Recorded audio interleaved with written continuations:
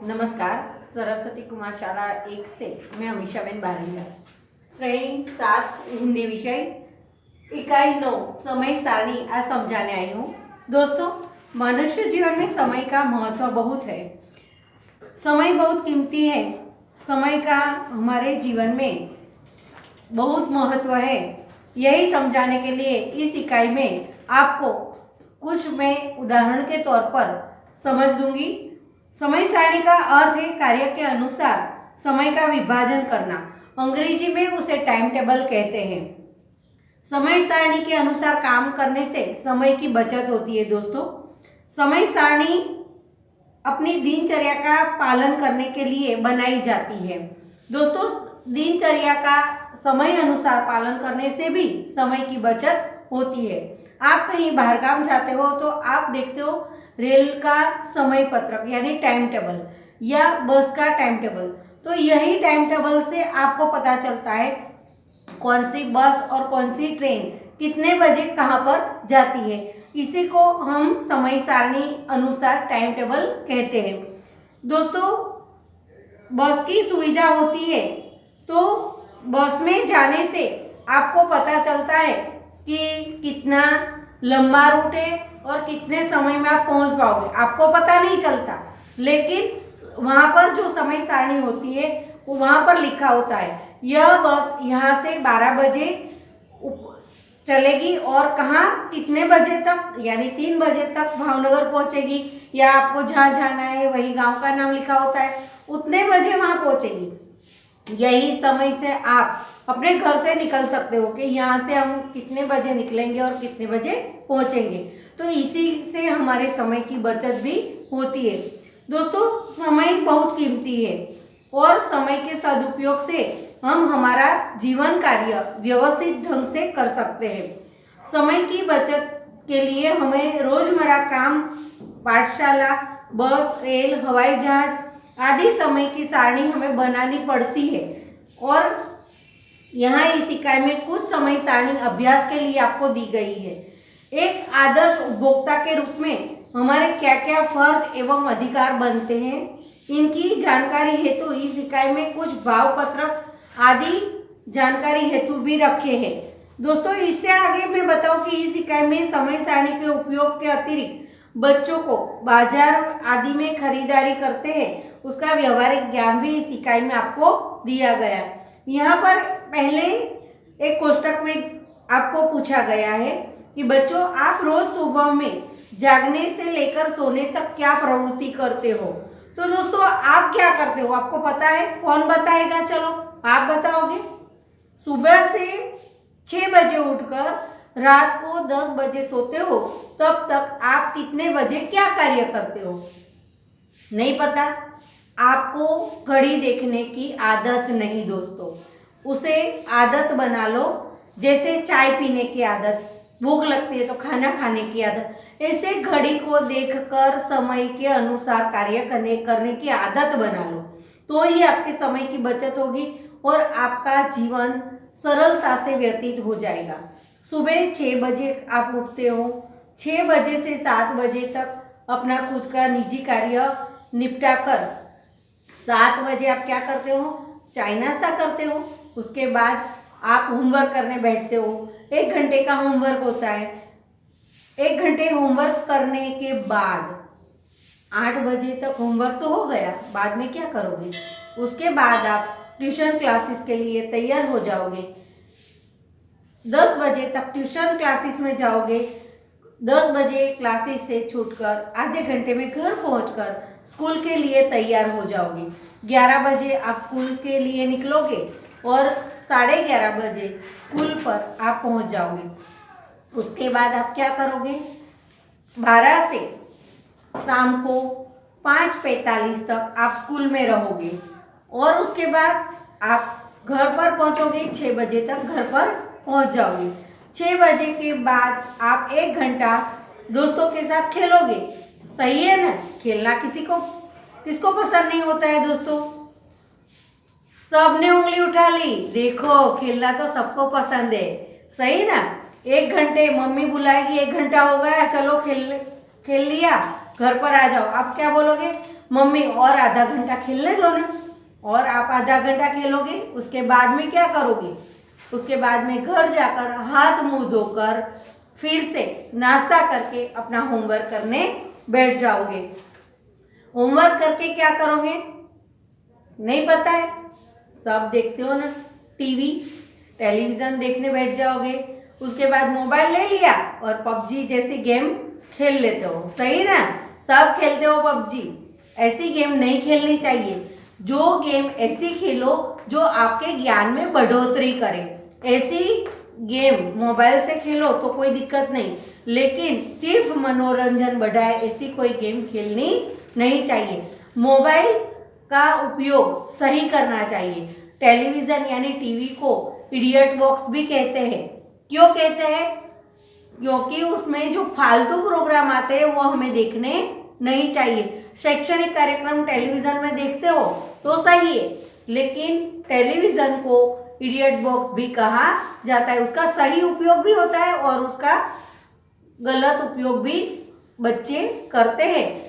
खेलकूद के कोई साधन की सामग्री और कुछ ज्ञान बढ़ोतरी करने वाले साधनों को मोबाइल से देखना सही बात है, लेकिन फालतू गेम नहीं खेलनी चाहिए। तो दोस्तों यह पूरे दिन की दिनचर्या आपकी मैंने बता दी। उसके बाद में आपके घर से कौन कहाँ कितने बजे जाता है उसकी समय सारणी बनाओ। आपके घर में कौन कौन है, आप बताओ, आपके घर में कौन है, दादाजी, दादी जी, मम्मी, पापा, चाचा, चाची, बड़ा भाई है, बड़ी बहन भी है और आप, सही ना। हाँ, तो आपके दादाजी कितने बजे कहाँ जाते हैं, तो दादाजी तो निवृत्त है, वो तो कहीं नहीं जाएंगे, घर पर बैठे रहेंगे। नहीं नहीं, दादाजी घर पर नहीं बैठेंगे। सुबह में 9 बजे तैयार होकर दादाजी एक थैला लेकर सब्जी मार्केट जाएंगे, सब्जी मंडी जाकर थोड़ी सब्जी लेकर आएंगे, बाद में मंदिर पर दर्शन करने भी जाते हैं। उसके बाद में दादाजी घर पर आ जाते हैं। दादी जी सुबह 9 बजे तैयार होकर देव दर्शन अर्थे मंदिर जाती है।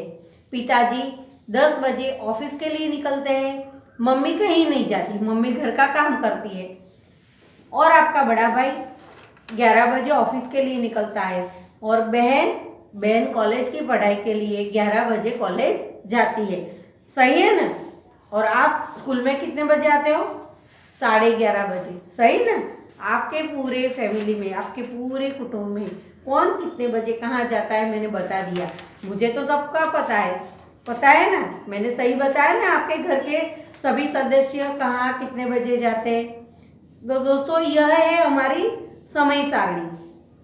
हम कहीं बाहरगाम जाते हैं तो बाहरगाम जाने के लिए हम देखते हैं, अभी तो मोबाइल का उपयोग करते हो, देख लेते हो। किसमें देखते हो मोबाइल में, पता है तुमको, नहीं पता, गूगल में सर्च मारते हैं। गूगल में पूरा टाइम टेबल दिखाई देता है। आपको राजकोट जाना है तो राजकोट की बस सुबह 6 बजे जाएगी, 9 बजे जाएगी, 11 बजे जाएगी। 2-2 घंटे के अंतर पर एक बस राजकोट जाती है। और राजकोट जाने वाली बस यहाँ से 11 बजे तो निकलेगी, तो पहुँचेगी कब, तो 4 से 5 घंटा लगता है। तो समय सारणी में लिखा होता है कि 6 बजे निकलने वाली बस 11 बजे राजकोट पहुँच जाएगी। तो आपको ये भी समय सारणी से पता चलता है। यहाँ पर एक समय सारणी दी है, आपको दिखाई देता है दोस्तों। यहाँ पर यह समय सारणी है बस का समय पत्रक, यानी बस कितने बजे कौन से प्लेटफॉर्म पर कहाँ जाती है, यही यहाँ पर समय सारणी में लिखा गया है। तो यहाँ पर platform number 1, platform number 2, platform number 3, platform number 4 और 5, यह 5 प्लेटफॉर्म पर कौन कौन सी बस कहाँ पर जाती है यह पूरा रिकॉर्ड लिखा है। सूरत रापर, राधनपुर गांधीधाम, राधनपुर मुंद्रा, राधनपुर रापर, ऊंझा अंजार, यानी एक ही और रापर की ओर जाने वाली यानी कच्छ की ओर जाने वाली सभी बस प्लेटफॉर्म नंबर 1 पर आएगी। उसके बाद प्लेटफॉर्म नंबर 2 पर विसनगर, भुज, मांडवी, माता का मढ़, यहाँ पर जाने वाली नारायण सरोवर, वहीं पर जाने वाली बस प्लेटफॉर्म नंबर 2 पर आएगी। प्लेटफॉर्म नंबर 3 पर शंखेश्वर की ओर जाने वाली सभी बसें यहाँ पर प्लेटफॉर्म नंबर 3 पर रुकेगी। उसके बाद में जूनागढ़, दियोदर, राधनपुर भाबर, शंखेश्वर थराद, अहमदाबाद दियोदर, माणसा भाबर, यानी दियोदर भाबर की ओर जाने वाली बस प्लेटफॉर्म नंबर 4 पर रुकेगी। और प्लेटफॉर्म नंबर 5 पर राधनपुर, मोडासा, ईडर, गांधीनगर, विसनगर, मेहसाणा, जालोद, विसनगर, अहमदाबाद, सूरत, यहाँ पर जाने वाली बस प्लेटफॉर्म नंबर 5 पर रुकेगी। इसके अलावा दोस्तों यहाँ पर टाइम टेबल में यानी समय सारणी में लिखा है कि काले रंग से लिखे रूट को लोकल बस कहा जाता है और लाल रंग से लिखे रूट वाली बस एक्सप्रेस बस कही जाती है। हर पूनम के लिए एक्स्ट्रा बस यानी यात्रा लोगों के लिए एक्स्ट्रा बस रखी जाती है। राधनपुर चोटीला, राधनपुर अंबाजी, राधनपुर मुमाई मोरा और राधनपुर बेचराजी एक्स्ट्रा बस हर पूनम को वहाँ पर रखी जाती है, यानी यात्रा लोगों को कोई तकलीफ ना हो। इसके अलावा दोस्तों यहाँ पर प्लेटफॉर्म नंबर प्रश्न दिया गया है, प्लेटफॉर्म नंबर 2 पर अंबाजी माताजी का मढ़ जाने वाली बस लोकल है या एक्सप्रेस। तो यहाँ पर अंबाजी और माताजी का मढ़ जाने वाली बस है, वो लाल रंग से लिखा अक्षरों से है, तो यह लाल रंग से लिखी बोर्ड वाली बस है, वह उसे एक्सप्रेस कहा जाता है। तो यहाँ पर कई प्रश्न दिए गए हैं। एक्स्ट्रा बस कब रखी जाती है? तो हर पूनम को एक्स्ट्रा बस रखी जाती है। यहाँ पर रेल के लिए आपको कुछ काम है, तो 139 डायल करके आप कुछ माहिती आप पा सकते हो। इसके अलावा यहाँ पर रेल के बारे में अधिक जानकारी के लिए पश्चिम रेलवे की वेबसाइट भी दी गई है www.wr.in। बाद में यहाँ पर मैं आपको दिखा रही हूँ, मैं बताऊँगी तो आपको पता नहीं चलेगा, तो यहाँ पर मैं वेबसाइट आपको दिखा रही हूँ। कौन सी वेबसाइट है? तो यहाँ पर रेलवे की वेबसाइट दी गई है। इसके नीचे एयर इंडिया की वेबसाइट दी गई है। आपको हवाई जहाज में जाना है तो यह वेबसाइट पर आप संपूर्ण माहिती पा सकते हो। तो दोस्तों यह गूगल पर यह वेबसाइट को ओपन करके आप संपूर्ण समय सारणी की माहिती प्राप्त कर सकते हो। यहाँ पर कुछ एक कोष्टक में लिखा है, आपको पता है क्या लिखा है? नहीं पता, मैं बताती हूँ क्या लिखा है और आपको दिखाऊंगी भी कि क्या लिखा है। टेलीविज़न प्रसारण की समय सारणी। रेल की समय सारणी मैंने बताया, बस की समय सारणी है बताया, हवाई जहाज के लिए आपको वेबसाइट बताई, उसे ओपन करके आप उसका टाइम टेबल जान सकते हो। लेकिन यहाँ पर टेलीविज़न प्रसारण की समय सारणी में बता रही हूँ। तो यहाँ पर देखो क्या लिखा है, पता है दोस्तों? सोनी नाम की एक टेलीविज़न की एक साइट है, डिस्कवरी है, B4U म्यूज़िक चैनल है, उसके बाद टाइम्स नाउ यह भी चैनल। यहाँ टेलीविज़न के लिए आपको समय सारणी दी है, कौन सा कार्यक्रम कितने बजे टेलीविज़न को पर आपको देखने को मिलेगा, पता है दोस्तों? यह देखकर आप देख सकते हो टेलीविज़न में क्या आपको क्या कितने बजे देखना है। तो यहाँ पर सोनी मैक्स पर मूवी यानी फिल्म देखने को आपको मिलेगी 8:30 बजे, 8:30 पर कसम पैदा करने वाले की, 12 बजे हमें राही प्यार के, 16 यानी कितने बजे पता है चल दोस्तों? 16 बजते घड़ी में। हाँ तुम सब सही हो, नहीं बजते 16, लेकिन हमारे रेल के समय पत्रक में या बस के समय पत्रक में, हवाई जहाज में 1 से 24 तक के घंटे हैं, उसको क्रमानुसार लिखे जाते हैं। यानी 24 घंटे को 1 बजे, 2 बजे, 3 बजे, 12 बजे के बाद में 13 बजे, 14 बजे, 15 बजे, 16 बजे, तो 16 यानी 4 बजे, पता चल गया। तो 4 बजे खाकी मूवी यानी फिल्म आपको देखने को मिलेगी। 20 बजे मेरी जंग वन मैन आर्मी फिल्म आपको देखने को सोनी मैक्स पर मिल जाएगी। तो 20 बजे यानी कितने बजे पता है? रात को 8 बजे। तो 20 यानी रात को 8 बजे आपको यह फिल्म आपको टीवी में देखने को मिलेगी। तो ऐसे ही यहाँ पर टेलीविज़न की समय सारणी आपको दिखाई मैंने। उसके बाद में आप टेलीविज़न पर कौन से कार्यक्रम देखते हो उसका पूरा हिसाब आपको इस समय सारणी के अंदर आपको लिखना है। अपनी कॉपी में समय सारणी को आलेखित करनी है और उसमें आपको आपका टाइम टेबल यानी कितने बजे कौन सा कार्यक्रम टीवी में देखते हो वह आपको लिखना है। आपको टीवी का कौन सा कार्यक्रम पसंद है? कौन बताएगा? हम लोग, हाँ, हम लोग कार्यक्रम बहुत अच्छा आता है। लेकिन कोई बोला, कौन बोला कौन बनेगा करोड़पति? हाँ, वो तो जबरदस्त कार्यक्रम लगता है क्योंकि उससे आपकी ज्ञान की बढ़ोतरी भी होती है और जो इंसान वहाँ पर सीट पर बैठता है उसे पैसे भी मिलते हैं। तो यहाँ पर हमारा ज्ञान बढ़ता है, इसीलिए ऐसे कार्यक्रम हमें टीवी में देखना चाहिए जिससे हमें नए नए ज्ञान की प्राप्ति हो। आप टीवी पर शिक्षा संबंधी कौन कौन से कार्यक्रम देखते हो? कौन सा कार्यक्रम आता है पता है दोस्तों टीवी में शिक्षा संबंधित? हाँ, कक्षा 6 का सभी विषय आधारित, पाठ्य पुस्तक आधारित मनोरंजक कार्यक्रम सुबह 9 बजे दूरदर्शन पर आते हैं। पता है दोस्तों? किसी ने देखा है तो वह देखना जरूर, क्योंकि शिक्षा संबंधित कार्यक्रम आप देखोगे तो आपके ज्ञान में बढ़ोतरी होगी और आपको पाठ्य पुस्तक को ज़्यादा रटने का मतलब कोई ज़रूरत नहीं पड़ेगी ज़्यादा रटने की। एक बार देख लोगे तो आपको याद रह जाएगा। टीवी प्रसारित होने वाले कार्यक्रमों का मेनू देखें। आप तो देखते ही हो, गाइड से देखते हो ना, टीवी में आता है गाइड ऐसा कुछ बटन होता है, उसे आप ओके कर देते हो ना तो आ जाता है कि कितने बजे कौन सा कार्यक्रम आता है। इसके अलावा दोस्तों हम कोई भी वस्तु या सेवा पैसे देकर खरीदते हैं तो हमारा यह अधिकार होता है कि हमने जो वस्तु खरीदी है वो अच्छी है या गलत।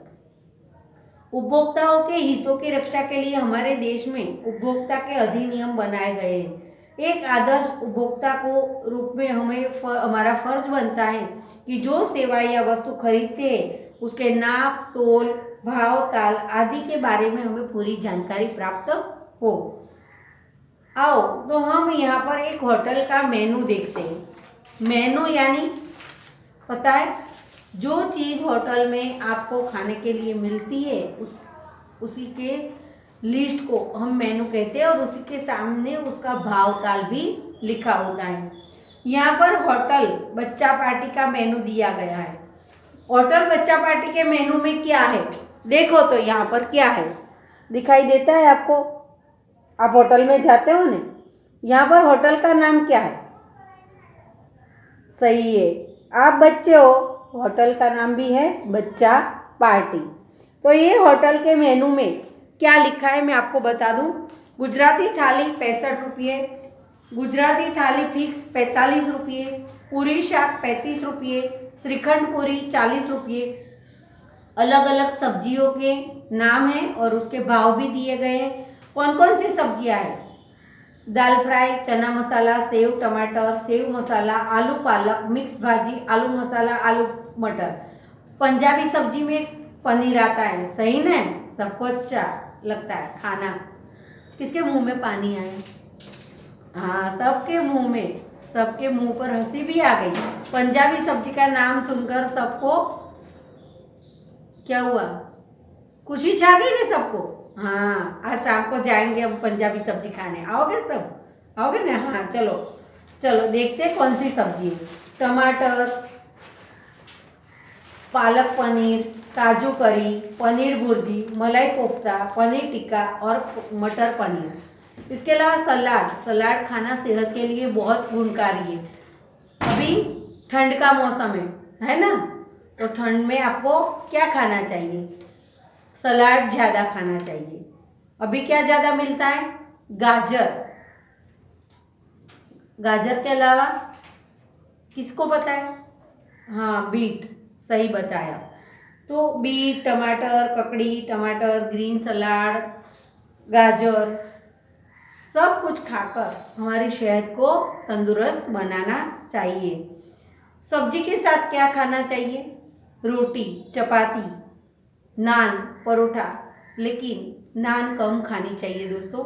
मैदा हमारी सेहत के लिए गुणकारी नहीं है। राइस, कौन कौन से राइस है? जीरा राइस है, पुलाव है, वेज बिरयानी है, सादा राइस है। कुछ चटपटा है, खाओगे? हर संडे को, रविवार को आप मम्मी को बोलते हो, क्या बोलते हो? मम्मी आज तो होटल में जमवा जाइए। पापा को बोलते हो, पापा आज घर का कुछ खाना नहीं, आप पाव भाजी लेकर आओ। तो यह चटपटी चीज़ क्या है? देख लो, पाव भाजी, pizza, masala dosa, vada pav, sandwich, bell, dabeli. उसके साथ में अगर गर्मी का मौसम है तो आपको कुछ ठंडाई भी लेनी चाहिए। तो उसमें छाछ है, दूध है, आइसक्रीम है, बादाम शेक है और लस्सी है। तो यह बच्चा पार्टी होटल का मेनू, उसी मेनू के आधार पर आप ऑर्डर भी कर सकते हो। आपको इस मेनू में क्या पसंद है दोस्तों? पता है क्या? बताऊं? आपने लिखा है, क्या पसंद है आपको? आलू पालक पसंद है, पनीर टिक्का, ग्रीन सलाद, रोटी, जीरा राइस, दाबेली और आइसक्रीम। यह सब चीज़ पसंद है तो उसका भाव भी आपको सामने लिखना पड़ेगा। लिखोगे ना दोस्तों? आप ऐसे समय सारणी बनाओ और आपकी पसंद के मेनू को लिखकर उसका भाव भी सामने लिख दो। निम्नलिखित प्रश्नों के उत्तर दीजिए। दोस्तों, क्या आप कभी बिल के कुल रकम की जांच करते हो? हाँ, आप होटल में जाते हो या कहीं भी जाते हो, आपको बिल दिया है तो बिल के टोटल यानी कुल रकम की जांच आपको करनी चाहिए। कहीं गलती से कुछ कम पैसे या ज़्यादा पैसे न चले जाए। हमें बिल को कुल मूल्यों में क्यों जांचना चाहिए? तो बिल में कुछ ज़्यादा पैसे गिने गए या कम पैसे गिने गए तो उसको पूरे हिसाब से हम गिनकर जांच कर सकते हैं कि यहाँ पर कुछ कम या ज़्यादा नहीं गया। हम कोई वस्तु खरीदते हैं तो उसका बिल क्यों लेना चाहिए? कोई चीज़ लेने के बाद में कुछ ही समय में बिगड़ जाती है। अगर बिल है तो हम व्यापारी को बता सकते हैं कि यह दिन का हमारा बिल है, इतने टाइम की इसकी वारंटी या गारंटी है। तो वही वारंटी और गारंटी में वस्तु है तो आप वही चीज़ लौटा भी सकते हो और उसे रिपेयरिंग भी करा सकते हो। खाने पीने की चीज वस्तुओं पर लगाए वाले हरे चिन्ह का क्या अर्थ है? हरे चिन्ह का अर्थ है यह वस्तु है खाने की चीज, वह शुद्ध शाकाहारी है। मांसाहारी चीज पर कौन सा चिन्ह होता है पता है दोस्तों? नहीं पता? हाँ, उस पर लाल चिन्ह होता है। शाकाहारी में हरा और मांसाहारी में लाल चिन्ह होता है। यहाँ पर पंडित दीनदयाल उपभोक्ता भंडार यानी सरकार मान्य व्याजबी भाव की दुकान है। उस पर वस्तु का नाम लिखा है, प्रति आदमी के अनुपात कितनी चीज़ मिलती है उसका भी विवरण दिया गया है। प्रति कार्ड अनुपात अधिकतम संख्या अनुसार कितनी चीज़ आपको मिलेगी और उसकी कीमत क्या है। तो दोस्तों यहाँ पर चीनी है 350 ग्राम आपको एक नाम पर मिलेगी और चीनी का भाव है 13 रुपया 50 पैसा। नमक आयोडीन युक्त है 1 kg यानी 1 किलो मिलेगा, उसकी कीमत है 1 रुपया। गेहूँ 15 किलो मिलेगा यानी उसका प्रति किलो का भाव है 5 रुपया 40 पैसा। चावल 6 किलो 500 ग्राम मिलेगा, प्रति किलो का भाव है 7 रुपया। मिट्टी का तेल यानी केरोसिन हम कहते हैं 1.5 लीटर मिलेगा और उसका भाव प्रति लीटर भाव है 14 रुपया 35 पैसा। तो दोस्तों यहाँ पर आपके घर में कितने सदस्य हैं और यह दुकान पर सदस्य के अनुसार आपको कितनी चीज मिलती है उसको आपको देखना है। तो यहाँ पर मिट्टी के तेल का हम क्या उपयोग करते हैं, प्रश्न है। मिट्टी के तेल यानी केरोसिन मैंने बताया ना, तो केरोसिन का आप क्या उपयोग करते हो पता है दोस्तों? किसी के घर में मिट्टी का तेल नहीं आता, किसी के घर में तो आता होगा। सबके घर में गैस है? नहीं। देखो इस बच्चे ने उंगली उठाई। हाँ, मिट्टी का तेल यानी केरोसिन आपकी मम्मी लाती है ना, तो उसका उपयोग क्या करती है मम्मा? हाँ, दिया जलाने के लिए और प्राइमर्स जलाती है, उस पर क्या बनाती है? खाना बनाती है, सही ना? हाँ, बहुत बढ़िया। तो दोस्तों गैस तो सबके घर में, लेकिन किसी के घर में गैस नहीं, तो वह मिट्टी का तेल लाकर प्राइमर्स जलाकर उस पर खाना पकाते हैं। तो यहाँ पर यह समय सारणी, भाव, मेनू सब मैंने बताया, तो उसी के हिसाब से आपको अपना जीवन समय सारणी के अनुसार व्यतीत करना चाहिए। यहाँ पर कुछ शब्द मैंने लिखे हैं। वाणिज्य उपयोगी, यहाँ पर संधि है, वाणिज्य वत्ता उपयोगी यानी कि वाणिज्योपयोगी शब्द। तो अंश यानी शेयर, खरीदार यानी ग्राहक, थोक यानी जत्थाबंद, नकद यानी रोकड़ा, नीलाम यानी हराजी, औसत यानी सरासरी, चुंगी यानी चकात, दस्तखत यानी सही, पेशगी मानू, बट्टा वळतर। तो दोस्तों यह सब आपको अपनी कॉपी में लिखना है और यहाँ पर कोई अभ्यास अध्याय तो दिया नहीं है, लेकिन जो मैंने समय सारणी के कोष्टक आपको बताए उसी कोष्टक के अनुसार आपको अपनी कॉपी में लिखना है। तो दोस्तों समय हमारे जीवन में बहुत उपयोगी है। समय अनुसार कार्य करने से हमारा जीवन सही ढंग से व्यतीत होता है। समय की बचत करने से और दिनचर्या के समय अनुसार पालन करने से हमारा जीवन सही होता है। तो दोस्तों समय की कीमत समझोगे तो समय आपको सही रास्ता दिखाएगा। आभार अस्तु।